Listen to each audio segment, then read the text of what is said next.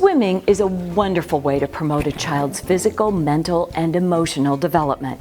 Early introduction to aquatics is best because drowning is the #1 cause of accidental death in children under 5. A study conducted by Ruth Brenner and her colleagues in 2009 at the National Institute of Health discovered that participation in formal swimming lessons can reduce the risk of drowning by 88% in children between 1 and 4 years old. The goal for water safety lessons for this age group is mastery of the swim, float, swim technique to prepare the child for an emergency situation.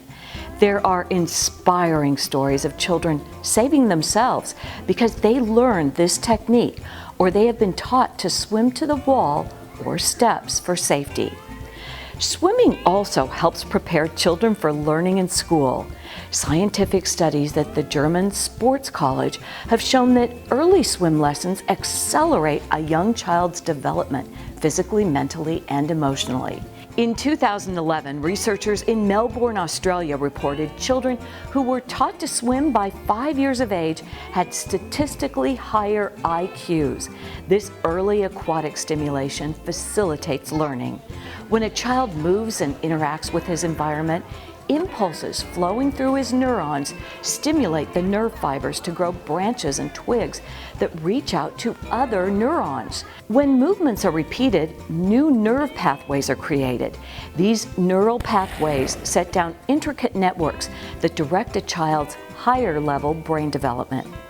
Recent studies confirm the amount of movement and exercise a person engages in affects the size and memory capacity of the hippocampus, a memory and learning area of the brain. In 2006, researchers at the University of Illinois and the University of Pittsburgh discovered people who exercise and are physically fit have a larger hippocampus. More tissue in the hippocampus equates with a better memory. Fascinating new research reports a baby's brain develops through bilateral cross-patterning movements like crawling, walking, and swimming. The more cross-patterning movements, the more nerve fibers are developed between both hemispheres. This facilitates communication and feedback from one side of the brain to the other. Cross-patterning movements activate both cerebral hemispheres and all 4 lobes of the brain simultaneously, resulting in improved coordination, heightened cognition, and increased ease of learning. Swimming is very tactile because the water covers the child's entire body. Water has 600 to 700 times the resistance of air. This pressure encourages neurological development.